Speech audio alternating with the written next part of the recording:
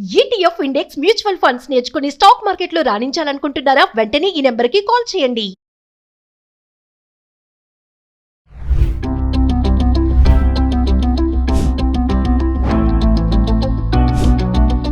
నమస్తే, welcome back to Suman TV. ప్రస్తుతం మనతో పాటు ఉన్నారు పబ్లిక్ స్పీకర్ రజనీ రమ్మ గారు. నమస్తే మ్యామ్. నమస్తే నవీన. మేడం, ఇప్పుడు ఆడపడుచు అంటే చాలా ఇంపార్టెన్స్ అంటారు కదా. ఇప్పుడు పెళ్లిలో చూసుకుంటే ఆడపడుచు అయితే పెళ్లి కొడుకుని చేపిస్తారు. ఎందుకు అసలు అంటే తనకు ఎందుకు అంత ఇంపార్టెన్స్ ఇస్తారు అంటే ఒకసారి అంటే ఆడబడుచుతోనే పెళ్లి కొడుకుని చేయించడం అని కాదు. ఇప్పుడు ఇంట్లో ఏ శుభకార్యం అయినా కూడా ఆడపిల్లని పిలుస్తారు. ఎందుకు అనంటే పెళ్లి చేసి పంపించేసాం కాబట్టి ఇంకా మాకు సంబంధం లేదు అని అనుకోకుండా ఎప్పుడు వస్తూ పోతూ ఉండాలి, ఉండమ్మా అనే భావన అనమాట. ఎందుకంటే ఇప్పుడు ఇద్దరు ముగ్గురు పిల్లలు పుడతారు, అబ్బాయే ఇక్కడ ఉండాలి అమ్మాయి వెళ్ళిపోవాలంటే అది ఒప్పుకుంటారా? ఆ తల్లిదండ్రులు ఒప్పుకోగలరా? మనసు ఒప్పుకుంటుందా? ఈ పిల్లల మనసు ఒప్పుకుంటుందా? అదేంటి బంధం. ఆ బంధం అనేది ఎంత పెళ్లి చేసుకుని వెళ్ళినా, పెళ్లి చేసి పంపించినా ఆ బంధం అనేది ఏం మారిపోలేదు. విషయం మారింది అంతే. రిలేషన్ ఎక్కడ మారింది? ఎప్పుడూ ఆ ఇంటితో సంబంధం ఉంటూనే ఉంటుంది. కాకపోతే ఏంటంటే పెళ్లి చేసుకుని అక్కడికి వెళ్ళావు కాబట్టి అక్కడ విధులు నిర్వర్తిస్తూ ఉండాలి. అప్పుడప్పుడు పండక్కి పబ్బానికి ఇక్కడికి కూడా వచ్చి ఇక్కడ కూడా పార్టిసిపేట్ చేసి ఆనందాన్ని పొందటం అన్నమాట. సో ప్రతి శుభకార్యానికి కూడా ఆడపిల్లల్ని ముందుగా పిలుస్తారు. ఎందుకంటే మా ఇంటి లక్ష్మిని అక్కడ ఇచ్చాం కాబట్టి. మా ఇంటి లక్ష్మి అని అంటారు కానీ మీ ఇంటి లక్ష్మి అని అంటారు. పెళ్ళి చేసి పంపిన తర్వాత అయినా సరే వీళ్ళు పుట్టింటి వాళ్ళైతే మా ఇంటి లక్ష్మి అనే చెప్తారు. మళ్ళీ అత్తగారు వాళ్ళు కూడా మా ఇంటి లక్ష్మి అనే చెప్పుకుంటారు. అంటే రెండు పక్కల లక్ష్మిగానే చూస్తారు ఆడపిల్లని. కాబట్టి ఎప్పుడు కూడా ఆ మహాలక్ష్మి మా ఇంటికి రావాలి, మా ఇంట్లో దీపం పెట్టాలి. తర్వాత ఆడపిల్లలు ఎప్పుడైనా పుట్టింటికి వెళ్తే అక్కడ దీపం పెట్టడం అనేది మంచి పద్ధతి. ఎందుకంటే చిన్నప్పటి నుంచి పెట్టే ఉంటారు అక్కడ. ఒక్కసారిగా అది లేదు అనంటే ఆ ఇంట్లో ముఖ్యంగా తల్లికి చాలా బాధ అనిపిస్తుంది. మా పిల్ల ఉంటే చక్కగా కళకళగా తిరుగుతూ ఉండేది, దీపం పెట్టేది చక్కగా అనేది గుర్తుకొస్తూ ఉంటుంది వాళ్ళకి. తర్వాత మా ఇంటి మహాలక్ష్మి అని అనుకుంటాం కాబట్టి దీపం పెడితే ఇంకా శుభం అని చెప్పి తల్లిదండ్రులు అనుకుంటూ ఉంటారు. ఇది ఒకటే కాదు, ఏ శుభకార్యం అయినా సరే ఇంటికి ఫస్ట్ పిలుస్తారు. రెండమ్మ మీరు రావాలి, మీ చేతుల మీదుగా జరగాలి. అలాగే అన్నదమ్ములు ఉన్నారు, అన్నదమ్ములు ఉన్నప్పుడు కూడా ప్రతిదీ నీ చేతుల మీద చేయాలమ్మా అని అంటారు. ఈ ఆడపిల్లకి ఏంటంటే ఎంతో సంతోషము, నేను లేకపోతే అక్కడ ఆగిపోతుంది అన్నంత ఆనందం వచ్చేస్తుంది. వచ్చేసి ముందుగానే పుట్టింటికి వెళ్ళిపోవాలి. అరే ఎందుకు ఇంకా చాలా టైం ఉంది కదా అని భర్త ఎవరన్నా అంటే కూడా అబ్బాయి లేదు నేను లేకపోతే అసలు పుల్ల కూడా కదలదు, అక్కడ నేను వెళ్ళాల్సిందే, నా కోసం వెయిట్ చేస్తారు, నేను వెళ్ళి ఇప్పుడు అన్ని చూడాలి అని ఎంతో ఆనందంగా వస్తుంది. అంటే ఏంటంటే అంత స్వచ్ఛమైన మనసు ఉంటుంది, అంత నిస్వార్థపూరితమైన మనసు ఉంటుంది, అన్నీ నేనే చేసి సక్సెస్ చేయాలనే ఒక ఆతృత ఉంటుంది. కాబట్టి ఆ స్వచ్ఛమైన మనసు ఇంకెక్కడ దొరకదు. అంటే ఇప్పుడు రోజులు మారిపోయాయి, పరిస్థితులు, మనస్తత్వాలు, ఉద్దేశాలు కూడా మారిపోయి కొంత సంకరమైన మాట నిజమే, కానీ అది ఒరిజినల్ చెప్పుకోవాలంటే ఇది. అలా వచ్చి నిస్వార్థంగా స్వచ్ఛమైన మనసుతో పుట్టింట్లో అన్ని చేసినప్పుడు, ఆ శుభకార్యాన్ని చేసినప్పుడు అంతా కూడా మంచే జరుగుతుంది అని ఒక సెంటిమెంట్ కూడా ఉంటుంది అక్కడ.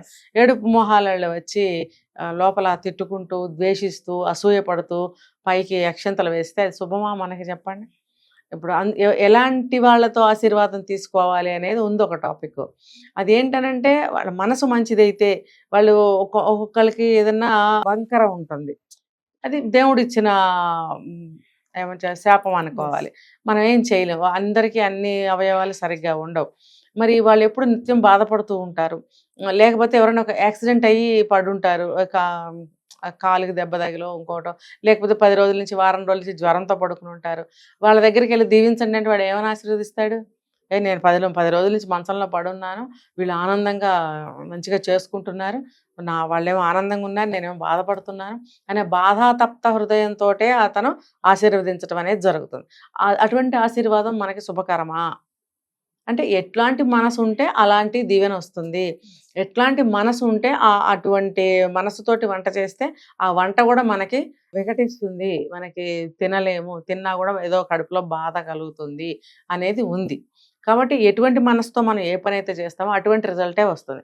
కాబట్టి ఇంటి ఆడపిల్ల అనేది నిస్వార్థంగా నా నా నా 30 ఏళ్ళు అక్కడ కాపురం చేసినా ఇది నా అంటుంది. అట్లాంటి మనసు ఎక్కడ ఎవరి దగ్గర దొరుకుతుంది? అసలు ఉండదు, ఎవ్వరికి ఉండదు, ఒక కూతురికి తప్ప.